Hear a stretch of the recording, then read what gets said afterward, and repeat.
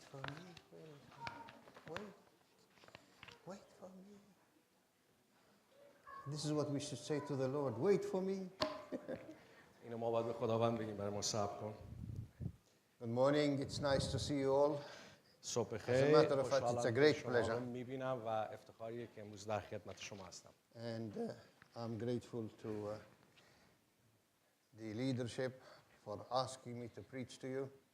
تشکر میکنم از هیئت رهبری که از من خواست که امروز کلام خدا رو با شما در میون بزنم. Today I want to speak to you about a principle that God has put from the very beginning. امروز میخوام با شما در مورد اصلی صحبت کنم که خدا از ابتدا این اصل رو قرار داده. You know, when we declare for Christ and are saved, وقتی که ما اعتراف ایمان میکنیم به عیسی مسیح و عیسی مسیح رو قبول میکنیم و نجات پیدا میکنیم، one of the very first things that we need very quickly to learn is how to operate in accordance with the rules of God's kingdom.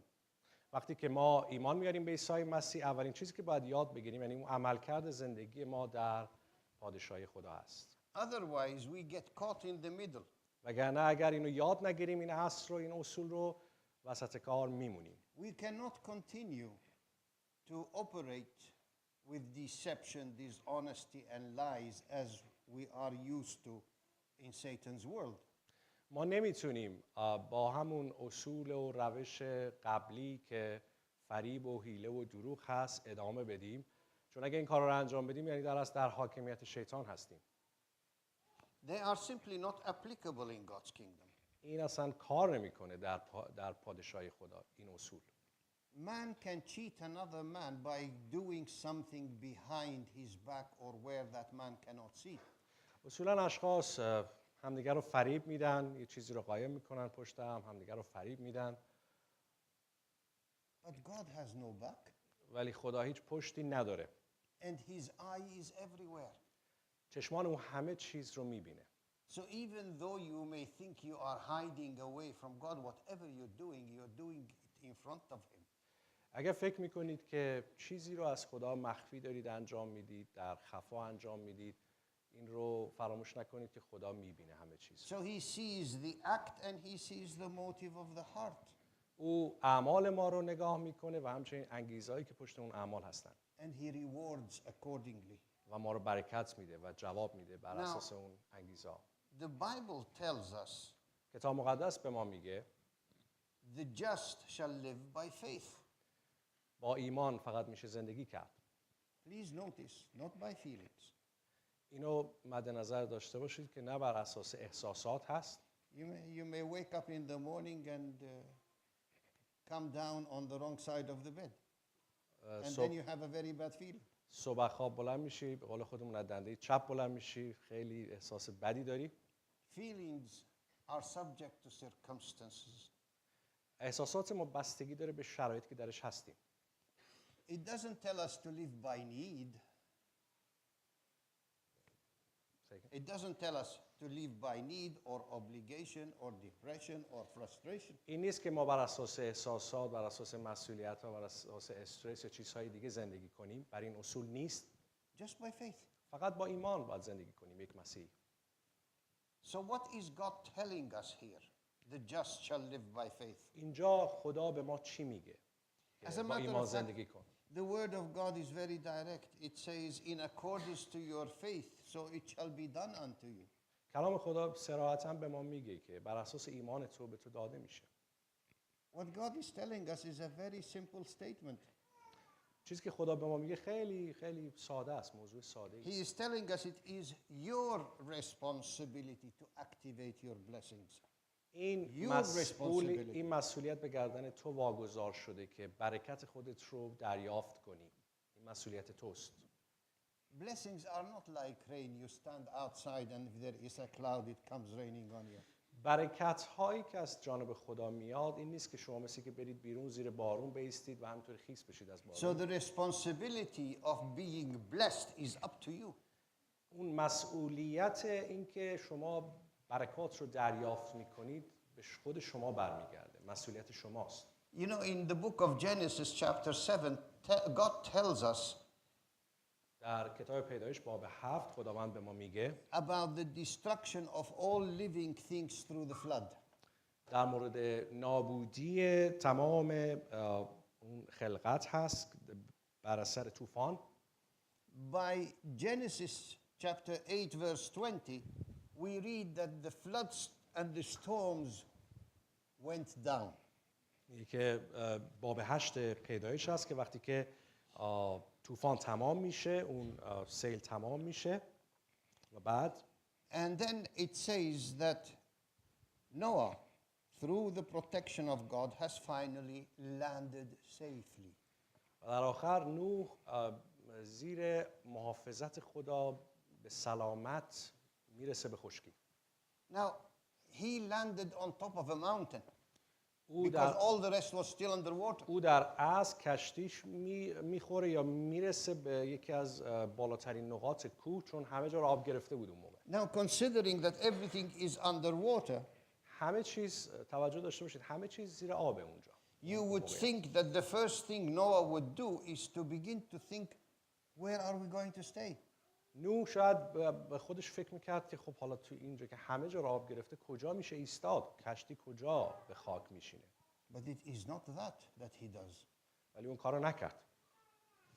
In verse 8, chapter 8, verse 20, it says that Noah, the first thing he did was build an altar.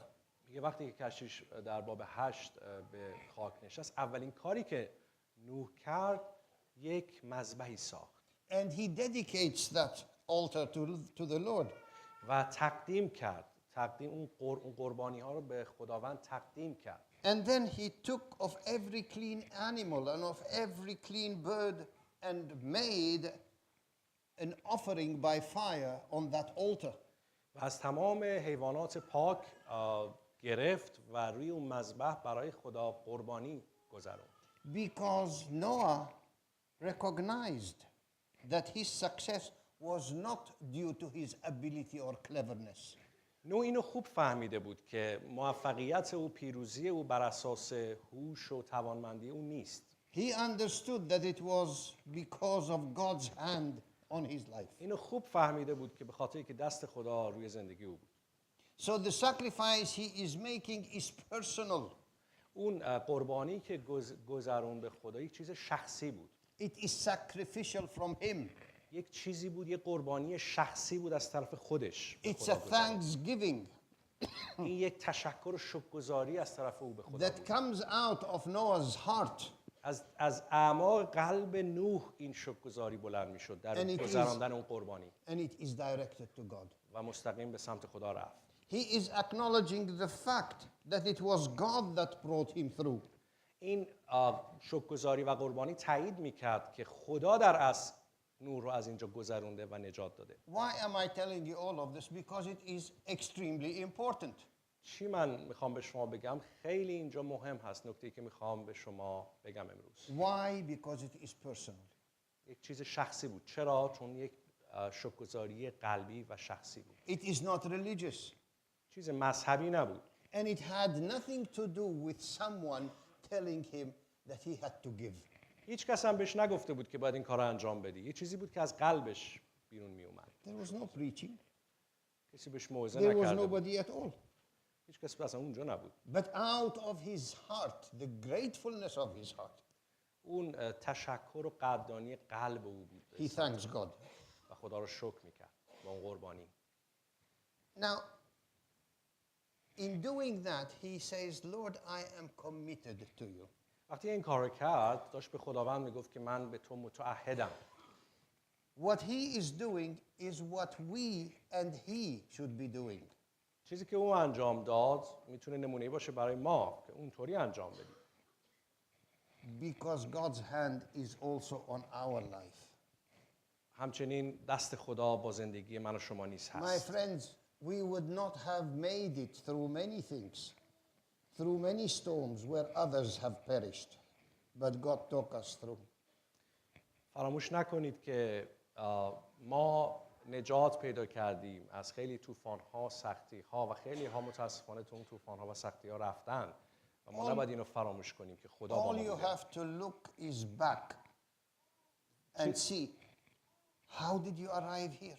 چیزی که ما باید انجام بدیم باید برگردیم به گذشته و نگاه کنیم که الان که اینجا هستیم چطوری رسیدیم. You know, you will see small accidents that brought you to here. یه تصادفات، یه چیزای اتفاقی بوده که شما رو رسونده به اینجا. It wasn't your desire and it wasn't your intention to be in London in ICF today. قصد تو نبوده در ابتدا به ساکن که تو اینجا باشی در ICF و در لندن.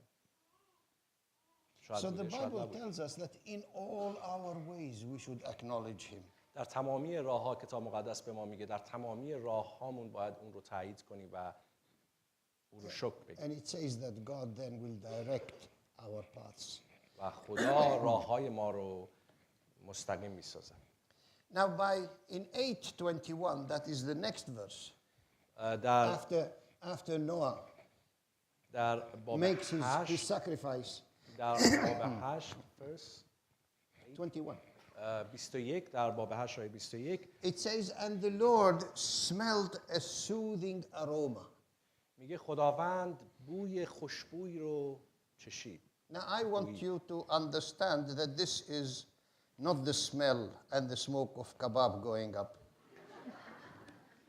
این بوی باربیکیو کباب نبود که میرفت به آسمان، خدا خوشنود میشد.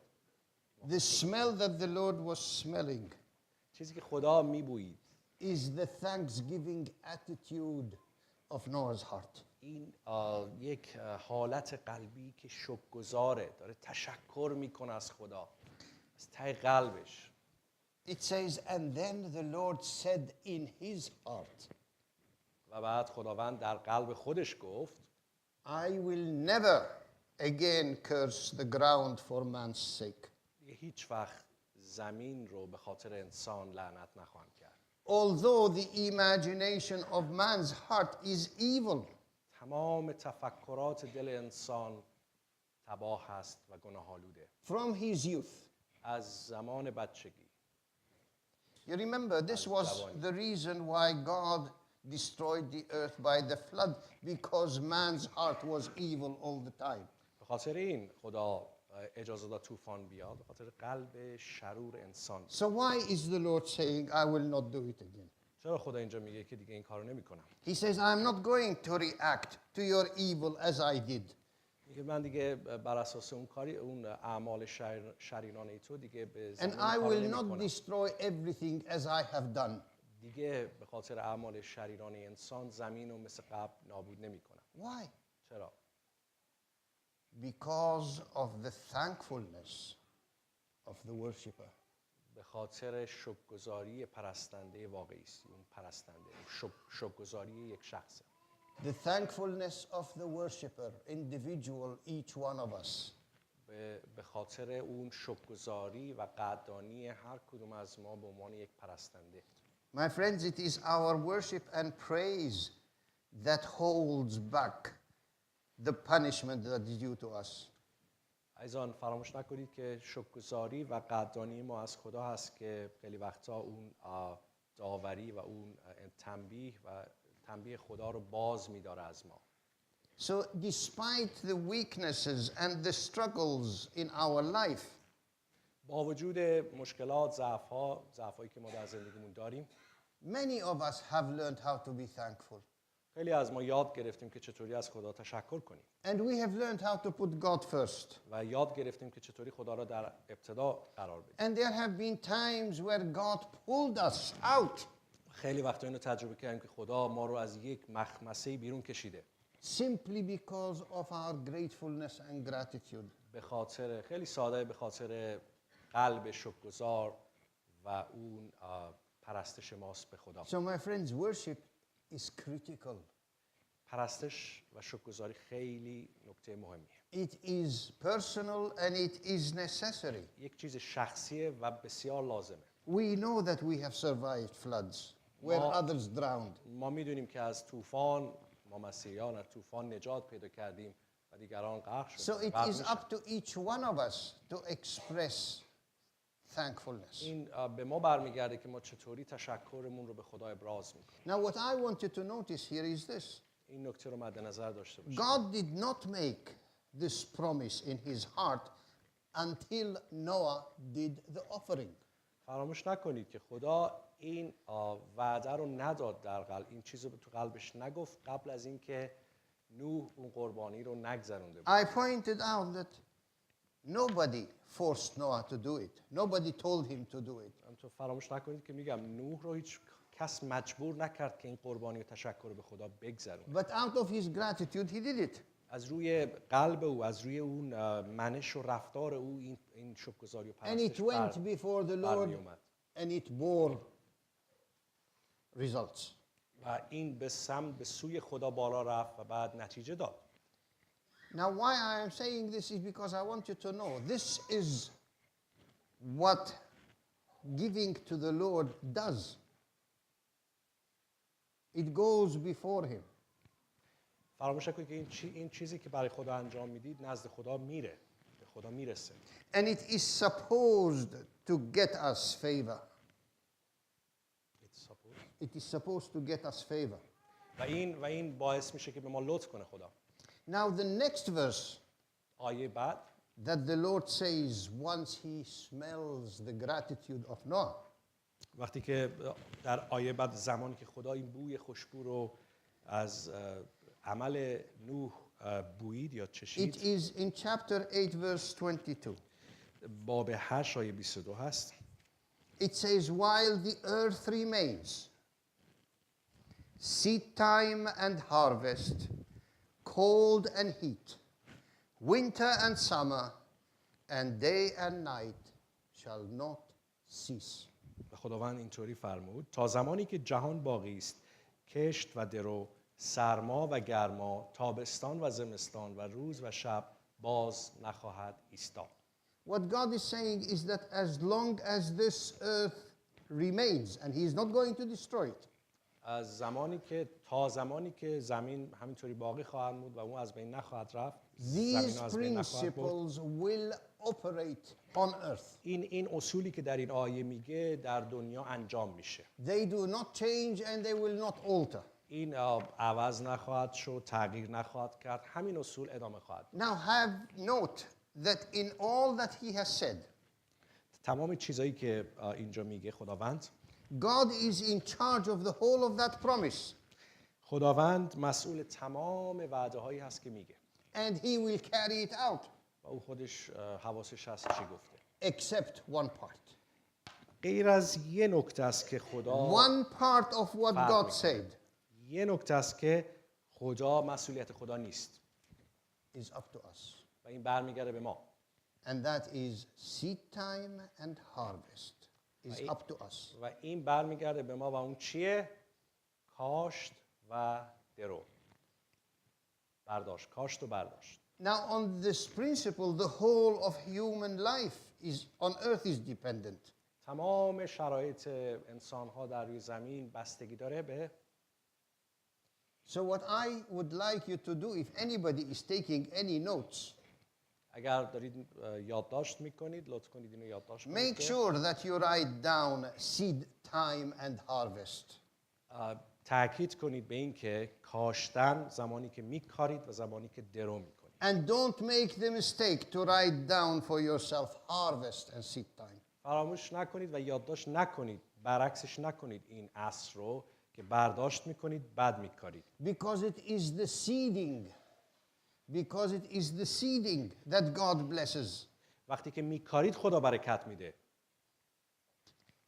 And God multiplies. و خدا زیادش میکنه اون چیزی که کاشتید رو. Which determines the harvest.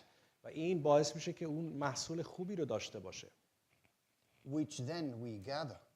و ما اون محصول رو جمع میکنیم. So we seed. میکاریم. God comes in. خدا میاد. We harvest. و بعد ما جمع میکنیم محصول رو. And let us not make this big mistake. این اشتباه بزرگ رو نکنیم که that we go around praying up a harvest unless we have seeded. ما بریم دعا کنیم برای ثمر، برای برکت، برای محصول مگر اینکه قبلا نکاشته باشیم. There are many who do that. خیلی این کار رو انجام میدن. And they are receiving nothing. هیچی هم دریافت نمیکنن. Now let me first start by defining what is a seed. بیایم نگاهی بندازیم ببینیم مثلا بذر چیه، اون کاشتن چیه، بذر. A seed is anything that has value to me. بذر اون چیزی هست که برای من با ارزشه that I give away. و من میدمش میره. Now, I plant it in my relationships. من این بذر رو در روابطم میکارم. I plant it with my spouse and children. من این بذر رو در همسرم، در بچه‌هام، در روابطی که با اونها دارم I میکارم. plant it in my work and business. در کار و بیزینسی که دارم این بذر رو میکارم. I plant it in my finances. من در موضوعات مسائل مالیم این رو میکارم. And unless I plant it, I will not harvest anything. اگر نکارم چیزی رو برداشت نمیکنم. It is important to understand that we need to plant in every part of our life. فراموش نکنید که ما باید در تمامی این قسمت‌هایی که بهش اشاره کردم بکاریم، بذری رو بکاریم، in all the activities that we live in. تمام فعالیت‌های روزمره و زندگی ما این چیزها باید کاشته بشه. You see, otherwise, just think for a moment, if I were to concentrate on any one single area and neglect the others, I am heading for trouble. فراموش نکنید که اگر من فقط روی یه قسمتی تمرکز کنم، روی یه قسمتی بذر بکارم، تمرکز کنم، قسمت‌های دیگر رو شاید از دست بدم. If I were to concentrate the whole of my effort to make money and become rich, اگر روی این موضوع تمرکز کنم که بذر بکنم برای اینکه پولدار بشم، ثروتمند بشم، and while I do this, I neglect the family, و فراموش کنم خانواده‌ام رو، همسرم رو، بچه‌هام، then I can assure you that sometime down the line, I will face trouble. فراموش نکنید و شما اطمینان خاطر بدم که یک جایی در آینده گیر میکنید و مشکلات بزرگی خواهید داشت. There have been quite a few people who come to me with surprise and they say, we are providing everything they need about their family. بعضیا میان پیش من و میگن که ما خیلی سورپرایز هستیم. چرا این مشکلات در خانواده ما ایجاد شده؟ من همه چیز رو برای خانواده‌ام مهیا کردم. And they think as if their family are pets living with him in the same house. اینا فکر میکنن که انگار همسرشون، بچه‌ها انگار مثل حیوانات خانگی هستن. فقط بهشون غذا میدن. They are part of what is there. بهشون یه غذا میدن که سیر باشن فقط. And they forget. و فراموش میکنن. They forget such things as respect. و توجه کردن به اونها رو فراموش میکنن. As dignity. احترام. As love. محبت، عشق ورزیدن. As sensitivity. حساس بودن نسبت بهشون، اینکه مراقبتشون کنن. My dear, these are seeds that you give of yourself, not of what you have. اینها باید فراموش نکنید که این بذرها چیزایی که از خودتون باید بدین، نه اینکه اون چیزایی که دارید. باید از خودتون بدید، قلبتون باشه.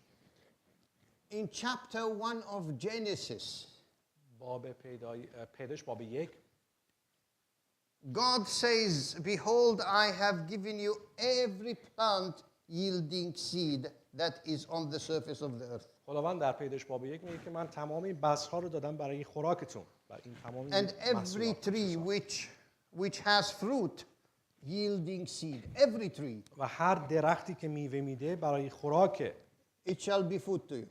و یه بذری داره. So what God is saying that in all these things I gave you, I have put a system.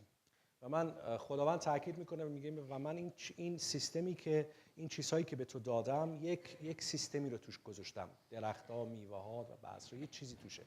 I created them once. خداوند میگه من یه بار اینا رو خلق کردم. And they will all reproduce. و بعد اینا خودشون تولید میشن، خودشون رو تولید میکنن. After their own kind. مثل خودشون اینا تولید میکنن. In other words, everything that you wish to have has its own seed inside. هر چیزی که شما میخواید داشته باشید یک بذر درونش هست. No matter what you wish to have, it has its own seed مهم نیست inside. چی میخواید ولی اون چیزی که میخواید یک بذری درونش هست. Even the seed of your own miracle is inside you. حتی اگر انتظار معجزه رو دارید، یک بذری در شماست. It is in you. در شماست. You have to activate it. باید اونو اکتیوش کنی، فعالش کنی. Now we pray and we cry for a harvest which we will not see unless we put in the seed. ما دعا میکنیم، فریاد میزنیم برای محصول، برای برکت، ولی فراموش میکنیم که اصلا نکاشتیم. هیچی نکاشتیم. In Luke chapter 6, which is the Sermon on the Mount, در لوقا باب 6 که موعظه سرکوه عیسی مسیح هست، verse 38 tells us, give and it shall be given to you. میفرماید که بدهید که به شما داده شود. Good measure, pressed down, shaken together. با همون میگه که دقیقاً اون پیاله لبریز شده با همون پیاله، با همون پیمانه. And running over will be put in your bosom. Will be put full and it will be put in your heart, in your bosom. میگه که وقتی که You will be rich. اون پیمانه، اون چیزی که دارید باشه اندازه میگیرید، هر چقدر که میدید از ته قلبتون باشه، شما دریافت خواهید کرد. And he is talking about everything that we plant. و تاکید میکنه به اینکه اون هر چیزی که میکارید. And it goes on to say, for in the same measure that you use, it will be measured back to you. دقیقاً همون چیزی که میکارید به همان میزان، به همان اندازه دریافت میکنید. My mother used to say, when God wants to give, he gives by the bulldozer. مادرشون میگه که اگر خداوند میخواد به من بده چیزی رو با بولدوزر میده. But when he wants to take in his anger, he uses a microscope. وقتی که میخواد منو برکت بده خیلی فراوان میده، مثل که بولدوزر رو پر کرده میدی. وقتی که میخواد خشمش رو به من بیاره مثل یک میکروسکوپ، یعنی خیلی کوچیک به من برمیگرده. What we think we are hiding, he finds and takes away. ما فکر میکنیم که چیزی رو میتونیم از اون مخفی کنیم، یه مقدار کم ازش برمی‌داریم. So it is very clear. خیلی واضح هست.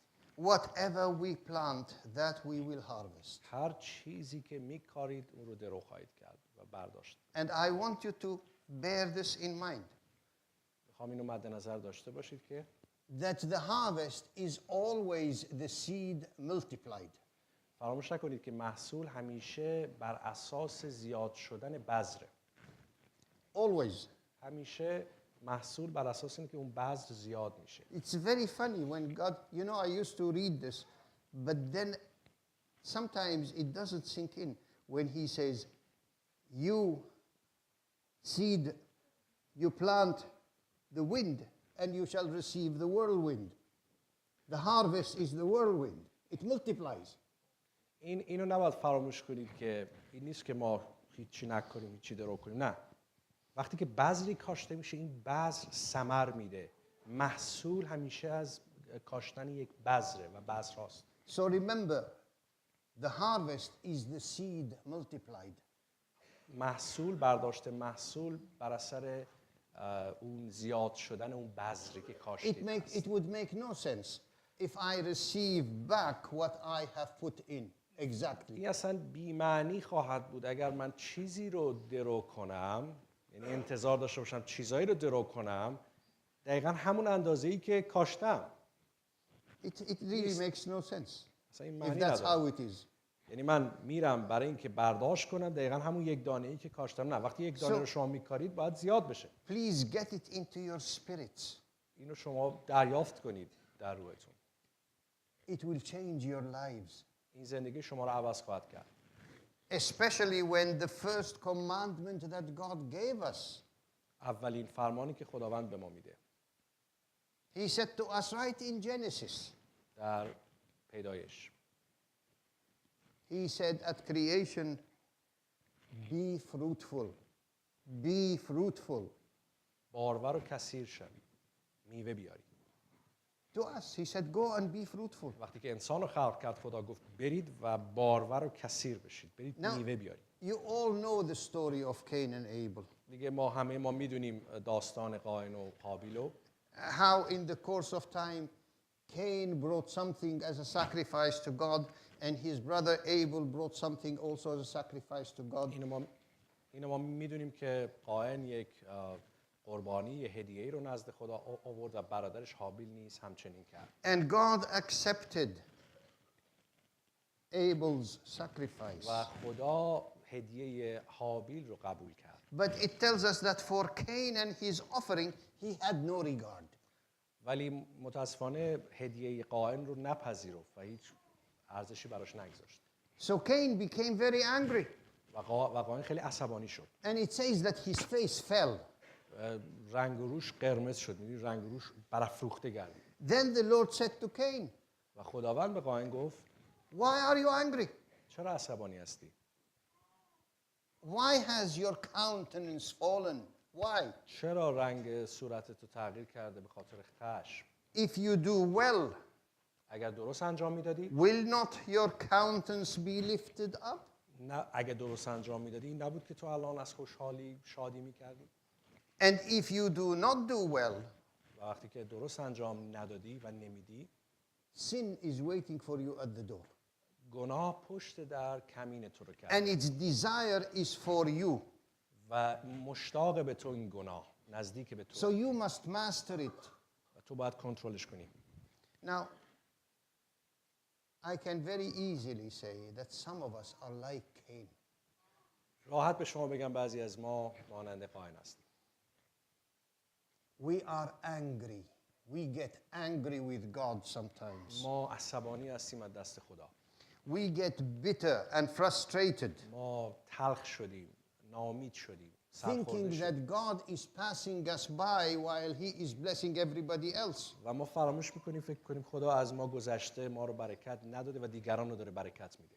Now God is saying something to Cain that He says to each one of us. اون چیزی که خدا به قائن گفت امروز به تک تک ما میگه. If you do right, do you think I will not bless you? اگه درست انجام میدادی فکر نمی‌کردی که من میتونستم برکتت بدم؟ If you do right. In other words, again, it's your responsibility. این دوباره به این اشاره میکنه که این مسئولیت توست. If you do right, you think I will not bless you? اگر تو درست انجام میدادی فکر میکنی من Funnily نمیتونستم enough, برکتت the بدم؟ same question Christ asked from every single person that came to him for healing or blessing. و عیسی خداوند، عیسی مسیح این سوال رو از همه میپرسه، کسایی که نزد او میان که دریافت کنن برکات و شفا و چیزهای He دیگر. said to them, do you want to be made whole? میخوای که دریافت کنی؟ میخوای باشی اون Do you به کمال want? برسی؟ میخوای دریافت کنی؟ You see, it is never a question for God whether He wants to bless you. He wants to bless you. این برای خدا سوال نیست که میخواد سوال کنه آیا تو رو برکت بده یا نه. خدا میخواد تو رو برکت بده. So it is always up to you. این بستگی به تو و من داره. Do you want میخوای دریافت کنی؟ God's blessing? Do you برکات want خدا me to رو bless you? میخوای که خدا برکتت بده؟ He says to us, what is the use of going on not doing what I asked you to do and praying for miracles? What is the use? چرا اون چیزی که من به تو نگفتم انجام بدی میری انجام میدی و بعد انتظار داری که معجزه بشه، یا اون چیزی که من نگفتم؟ Are you going to continue praying and demanding from me what I did not promise? آیا هنوز داری ادامه میدی برای اون دعا و داری دعا میکنی برای اون چیزی که من نگفتم، من وعده به تو ندادم ولی تو از من میخوای؟ Are you going to continue shouting for a harvest from a soil that you have not put any seed in? آیا هنوز داری فریاد میزنی، دعا میکنی برای محصولی که از زمین و از خاکی که هیچ بذری درش نکاشتی؟ My dear brothers and sisters, it is wrong to blame God for not doing what He did not promise. این اشتباس عزیزان، اگر ما از خدا چیزی بخوام که او وعده نداده به ما. What's the use of blaming Him? چرا ما او رو سرزنش میکنیم؟ When we are in disobedience from doing what He told us to do. وقتی که در اطاعت اون چیزی که از ما خواسته رو انجام میدیم. And unless we do what He told us to do. مگر اینکه ایشون میگه که مگر اینکه اون چیزی که از ما خواسته رو انجام میدیم، We will not be able to distinguish whether it is God or Satan that's holding back my blessings. تو اون شرایط هست که ما نمیتونیم تشخیص بدیم از اینکه آیا واقعا خدا یا شیطان است که برکت ما رو جلوش گرفته. My friends, God did not bless Cain's offering because his name was Cain. فراموش نکنید که قاین و خدا برکت نداد بخاطر که اسمش قاین بود. But because his offering was defective. هدیه او ناقص بود، معیوب بود، مشکل داشت. And it would have been changed into a curse had God blessed و it. متاسفانه این تبدیل شد به لعنت برای او. We cannot come to God and offer him what we do not want and say, God, this is my, bless it. He will not bless it. It will become a curse on you. ما نمیتونیم چیزی رو نزد خدا بیاریم که اون چیزی از ما نخواسته یا مشکل توش، اون چیزی که میاریم نزد خدا شاید تبدیل بشه برای ما به لعنت. So I'm trying to tell you that the same thing that happened to Cain can happen to us if we are not sincere with God. Remember, he sees the motive of the heart and he sees the act. فراموش نکنید که اگر هر چیزی که نزد خدا میاریم، اگر با خدا صادق نباشیم، اگر رو راست نباشیم، این مشکل پیدا میکنه، چون خدا قلب‌های ما رو میبینه، خدا انگیزه‌های دل ما رو نگاه میکنه. I have now walked with the Lord more than 50 years. من دارم با خداوند راه میرم بیش از 50 سال. And I tell you, throughout my years, و من به شما میگم که تو این سالهایی که با خدا راه میرفتم I have challenged the Lord's word over this principle of seeding. من کلام خداوند رو به چالش کشیدم بارها بر اساس این که بر اساس کاشتن که بکارم. I have argued with him about giving when my need was greater than what I possessed. من باش بحث میکردم سالها از این که چیزی رو بدم ولی در اصل اون نیاز من اون دارایی من کمتر از اون چیزی بود که باید میدادم. I questioned whether my faith was not enough. و من سوال میکردم که آیا واقعا شاید ایمان من به اندازه کافی نیست. I even was angry with him and said to him, why is it you need my seeding? و همیشه به خدا میگفتم که چرا از من میخوای بکارم؟ چی میخوای من بکارم؟ I چرا got از من very فقط angry with those who preached at me you have to give. و همچنین ناراحت میشدم برای کسایی که به من موعظه میکردند و میگفتن نصیحت میکردن از اینکه بکار. سهم But خودت رو انجام بده. whatever argument I used, God was always gentle. من با تمام بحث و جدلی که با خدا داشتم همیشه خدا با من He was مهربون caring and he was و آروم patient. بود. مهربون بود، صبور بود نسبت به من. So we need to become realistic. ما نیاز داریم که یه مقدار منطقی نگاه کنیم به این There مسئله. are certain principles that do not change. یه سری اصول هستن که عزیزان عوض نمیشن. Remember what he said. Seed time and harvest, summer and winter, night and day, etc., will not change. اگه بهتون باشه خوندیم که بعد از طوفان نوح میگه که سرما، گرما، کاشتن، درو کردن، زمستان، تابستان اینا تغییر نخواهد کرد. We cannot argue against these principles. ما نمیتونیم بر اساس بر علیه اینا بحث کنیم و بگیم که چرا اینطوریه. We have to become aware of them and live with them. ما باید یاد بگیریم که با اینا زندگی کنیم. اینا یه اصولی که خداوند گذاشته در خلقت و The آفرینش. very first principle that God ordained was seed time and harvest. این نکته خیلی مهمه. اولین چیز این که کاشتن و برداشت کردن. چیزی که Now- میکارید درو میکنیم. There are 7 points I would like very quickly to bring to your attention. من 7 نکته رو خیلی کوتاه میخوام به شما بگم. In Genesis 1:11, God says, "Let the earth sprout vegetation."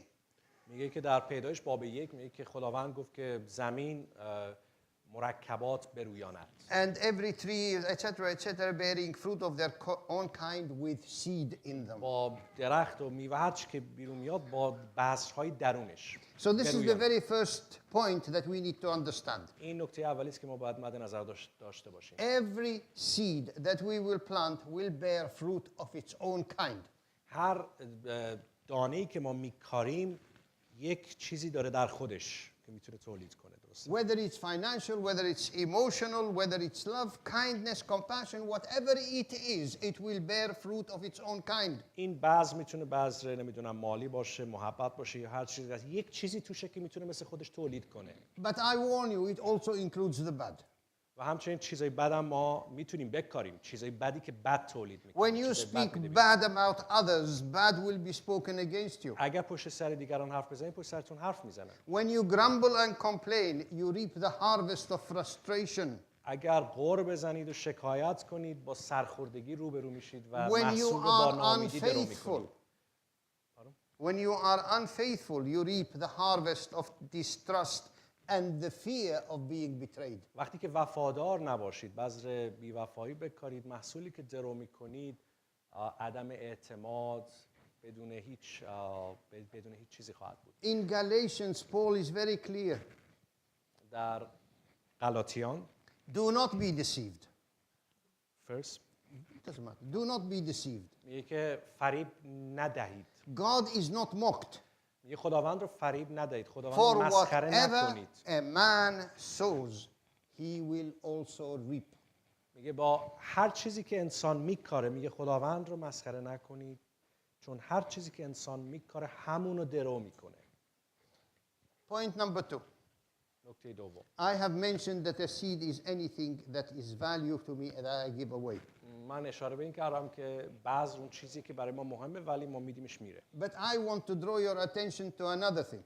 میخوام نظرتون رو به یه نکته دیگه جلب کنم. Any seed that you store away in the hope of using it sometime in the future is of no use to anyone. بذری که شما میکارید، این بذر یک انبار میشه، ذخیره میشه برای آینده و شاید برای هیچ کس هم قابل استفاده نخواهد بود، ولی اونجا ذخیره میشه. So storing a seed in the hope of using it in the future, forget it. میگه وقتی که میکاری و اونجا فراموش هم میشه برای آینده، یه چیزی رو کاشتی. Because a seed to reproduce must be planted. You cannot hold it. بذری که میکاری و رشد نمیکنه خب مشکل داره، ولی بذر که وقتی کاشته میشه این باید رشد کنه که بتونی درشت کنی. Jesus says to us, truly, truly, I say to you, unless a grain of wheat is fallen into the earth and dies, it remains alone. But if it dies, it bears much fruit. عیسی مسیح میفرماید اون گندمی که در خاک کاشته میشه باید بمیره، چون اگر نمیره ثمر نخواهد آورد. So storing it, it's not going to benefit you or anybody else. این نیست که شما چیزی رو دریافت کنید یا کسی دیگه یک برکتی رو دریافت کنه. Point number 3. شماره سوم. If I have a need in life, I should plant seed. اگر من If I have need in life, I must plant seed. اگر من نیازی دارم و نیازهایی دارم در زندگی، باید چیزی رو بکارم، باید یک کاشته بشه یه بذر. It says sow your seed in the morning or the evening because you do not know which one will grow and multiply. تو وقتی که میکاری نمیدونی بذری که صبح میکاری یا عصر میکاری کی رشد میکنه. So, ولی باید بکاری. always remembering, whatever I plant, I will reap. هر چی که من میکارم درو میکنم. Job in chapter 4 verse 8. ایوب باب Verse 8. Chapter 4 8. باب 4 آیه 8. Now this is the oldest book of the Bible. این میدونید که ایوب قدیمی ترین کتاب مقدسه. And what he is saying is such fantastic. و چیزی که ایوب میگه اینجا خیلی جالبه. He says, according to what I have seen. According to what I have seen. چیزی که مطابق اون چیزی که من دیدم. Those who plow iniquity and those who sow trouble harvest it. ایوب میگه اون چیزی که من دیده و نگاه کردم این بوده که بنابر مشاهدات من، در آیه 8 میگه آنان که شرارت شیار میکنن و شقاوت میکارن همان را درو میکنن. Proverbs 22 says, he who sows iniquity will reap sorrow. امثال باب 22 آیه 8 میگه چی؟ میگه آن که ظلم میکارد بلا را میدرود و چوب خشمش And those who plant seeds of injustice will harvest disaster. Say again. And those who plant the seeds of injustice will harvest disaster. کسایی که بذر ناعدالتی میکارن فاجعه رو درو خواهند کرد. Now, in all of these, در تمام اینها you notice that the principles of the Bible do not change. این اصول در کتاب مقدس عوض نخواهد شد. It says that we suffer because we trust in ourselves and do the things that the Lord has not told us. And then we suffer. ما رنج میکشیم به خاطر کارهایی رو انجام میدیم که خدا به ما نگفته انجام بده یا کاری میکنیم که خدا نگفته. Point number 4 that you need to remember, with the measure you use, it will be measured back to you. نکته چهارمی که باید مد نظر داشته باشید اینه که با همون پیمانه‌ای که میدید با همون دوباره دریافت. So he says, Paul says, the person who plants selfishness, ignoring the needs of others. اگر خودخواهی رو بکاری، دیگران رو فراموش کنی، نیازهای دیگران رو فراموش کنی، They will harvest a crop of weeds, grass. میگه که علف‌های هرز رو درو میکنی. All they will have to show in their life is grass. هر چی که میکاری اگر برای این اساس، برای این انگیزه، برای این باشه، اون چیزایی که دریافت میکنی همش علف هرزه. درد نمیخوره. Point number 5 is why will always reap more than I sowed. Always reap more than I sowed. نکته شماره 5 اینه که من همیشه بیشتر درو میکنم از اون که کاشتم. And I want you to know that if we do what God tells us, it doesn't matter of what the circumstances outside are. چیزی که خدا به من گفته انجام بدم، باید انجام بدم. مهم نیست که شرایط به من چی میگه. In Genesis 26 there is such a story. و در پیدایش باب 26 ما میتونیم همچین داستانی رو نگاه کنیم You و know the بخونیم. three patriarchs, Abraham, Isaac and Jacob, had one thing in common. یک چیزی که در اون پدران اولیه بود، ابراهیم، اسحاق و یعقوب، They all had to face famine. همه اینها یه جوری با قحطی روبرو می شدن. قحطی که در اون سرزمین ها بود. To Abraham he said, go down to Egypt. خدا به ابراهیم گفت برو به مصر. To Jacob he said, go down to Egypt. به یعقوب هم گفت برو مصر. But to Isaac he said, you shall not go down to Egypt. به اسحاق گفت نرو به مصر. به خاطر قحطی که اون موقع بود. So Isaac was facing famine, no rain. اسحاق روبرو شده با قحطی، هیچ بارانی نیست، هیچ چی نیست. God said to him, go to Gerar. و خدا به او گفت که برو به جرار. Stay in that land. و اونجا بمون. Go out and seed. برو اونجا و تو اون قحطی بکار. I mean, ridiculous. این یه مسخره است نه؟ قحطی نمیشه کاشت. But it says that Isaac went out and did exactly ولی that. میگه اسحاق رفت و کاشت. Now Isaac sowed in the land and reaped in that same year. و 100-fold. و جالب تو همون قحطی اسحاق محصولی رو برداشت کرد که صدها برابر بود. صدها برابر. And then the Lord blessed him. خدا برکتش داد. And the man became rich. و اسحاق ثروتمند شد.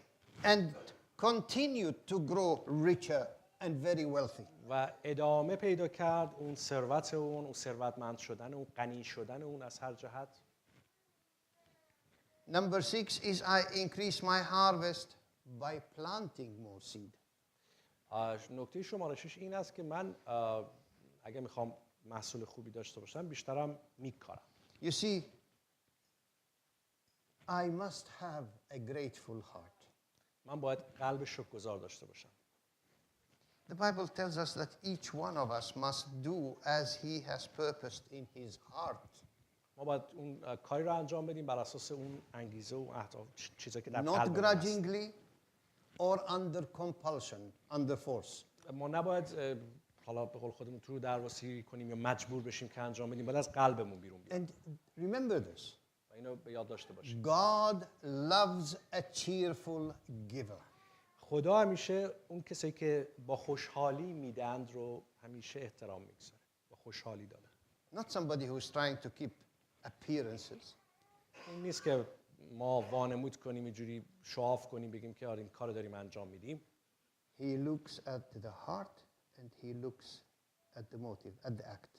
خدا نگاه میکنه به قلب شما به عمل شما به انگیزه شما. He loves a cheerful giver. و نگاه میکنه و خوشنود میشه از اینکه با خوشحالی با شادی میدی. And then God multiplies what you give. و خدا به اون انگیزه اون چیز نگاه میکنه، خدا برکتت میده، زیادش میکنه اون. You see, He multiplies your joy and He multiplies what you give. خدا شادی تو رو زیاد میکنه، خدا اون چیزی که بهش میدی رو زیاد میکنه، برکت میده. He multiplies the blessings of your heart, but the blessings of your hand as well. خدا هم اون چیزی که از قلب تو، اون اشتیاق آرزوی قلب تو رو برکت میده، اون چیزی که میدی بهش هم اونم برکت میده. از هر جهت خدا تو رو برکت میده. The final thing I want you to remember is this. و آخرین چیزی که میخوام بهش اشاره کنم اینه. You will always reap and harvest at a different time and a different season from the time you put your seed. فراموش نکنید که این قانون کاشت و برداشت اینطوری خواهد بود که شما در زمانهای مختلف، در فصول مختلف میکارید و درو میکنید. So you must be patient. یه مقدار باید صبور باشید. You must not give up. نباید خسته بشی یا گیواب کنی به قول خود. You must not do what Esau did. نباید دقیقاً مثل عیسی عمل کنیم. Because when you come to the Lord, you are given a birthright. You are born again. وقتی که نزد خدا میایم مثل عیسی که حق نخستادگی خودش به خاطر کاسه آش فروخت، میگه ما نباید این کار رو انجام بدیم. Esau was hungry and he said, "What use is this birthright? I am hungry now." عیسی در اومد گفت که آخه من الان گشنمه، حق نخستادگی اصلا به چه دردی میخوره، من گشنمه. And he gave away his birthright. He had no respect for what God gave him. حق نخستادیش که خیلی مهم بود رو داد رفت برای یک کاسه آش. گفت مهم نیست، هر چی داده من فعلا. Had he waited a little bit, he could have all the soup that he wanted in his life. برای یک کاسه آش کوچیک میدونی داد. But had he حق waited. نخستادگی که خیلی مهم بود، خدا بهش داده بود رو داد رفت. So let us not get tired خسته نشید. of doing good. خسته نشین از اعمال نیک انجام دادن. It is not God's principle. این it is not God. It's not God's principle. این اصل خدا نیست. این اصل خدا نیست. It is very important for us before God to be in faith. برای خدا خیلی مهم هست که هر کاری که میکنیم در ایمان باشه. But there are two things that I want you to know about faith. دو تا چیز میخوام خیلی کوتاه در مورد ایمان به شما بگم. The first, faith is patient. ایمان صبوره. It has to wait. Faith must wait for God to do what He promised. ایمان همیشه صبر میکنه، بردباره. But also, faith is patient because it knows what it is expecting. Faith must expect. ایمان در این حال که صبر میکنه ولی منتظرم هست، انتظار داره، یه چیزی میاد. So it is no use to say, "Oh, I have great faith. I'm sitting here doing nothing, waiting for God to decide what He wants to do." از طرف دیگه این معنی نیست که ما بشینیم یه جا، ایمان به این معنی نیست که بشینیم یه جا بگیم خب خدا حالا هر کاری میکنه انجام بده. My friend, it will not help you to think that God is going to plant for you and harvest for you. He said from the beginning, "I will not do it." اینو یادتون نره عزیزان که خدا به جای من و شما نمیکاره. این نیست که ما بشینیم بگیم خداوند برای من بکار و درو کن. نه، ما باید بکاریم. از ابتدای I have always said to people who came to me, I am waiting for God to do what He decides for me. بعضی وقتا مردم میان پیش ما میگن که من منتظرم خدا اون چیزی که برای من تصمیم گرفته رو انجام بده. In other words, they use fatalism, telling me, whatever God has purposed, it will not purposed, has decided for me, it will happen for me. این نظر اشتباه است که میگه که خدا چی میگن به ما هم تو ایران یا میگیم قسمت نه. حالا هر چی که خدا دیگه تصمیم گرفته انجام میده دیگه. من اینجا منفعلم. I tell them, sorry, excuse me, but you are a vegetable, you're not a human being anymore. ایشون میگه که ببخشید شما به قول ما ایرانی‌ها سیب زمینی بی خاصیتی ویجیتیبل یا هیچ چیز نمی‌کنی. باید یه کاری بکنی. اینطوری منفعل بودن خوب نیست. God does what He promises, expects you to do what He asked you. خدا وعده میده اون چیزایی که از تو انتظار داره رو انجام بدی، بر اساس اون وعده داده که اون کارایی که از تو خواسته رو انجام بدی. And you know, he said this. و او اینو میگه، He said, try me now. میگه منو امتحان کن. Try me in this. میگه که یه کاری بکن، منو امتحان کن. If I will not open for you the windows of heaven و اون موقع خواهید دید که من پنجره‌ها و درهای آسمان رو برای تو باز میکنم and pour on you such a blessing و اون برکتی رو تو زندگی تو میریزم that you will not have room to receive it. که اصلا گنجایش اونو نداشته باشی، ظرفیت اونو نداشته. And then he goes on to say, و بعد اینو میگه، I will rebuke the devourer for your sakes. میگه من آفت رو مانع میشم که آفت بزنه به زندگی، به محصولت. So that he will not destroy the fruit of your ground. که اون میوه زمینت رو، میوه زندگیت رو آفت نمیذارم خراب کنه. Nor shall the vine fail to bear fruit in your fields. و هیچ چیز بدی، هیچ چیز بدی در تاکستان تو نیست، در هیچ ثمر بدی نخواهد بود. And you know the result of it? و نتیجه این میدونید چیه؟ He says all nations will call you blessed. نتیجه این خواهد بود که تمام مردم، تمام ملت‌ها میگن که تو متبارک خدا هستی، مبارک هستی. Because you will become a delightful land. تو میشی اون سرزمین دلچسب، اون جای مورد مقبول واقع شده. God bless you. برکت خدا با شما باشه. Thank you. Thank you, my dear. That was good. Thank you. Thank you.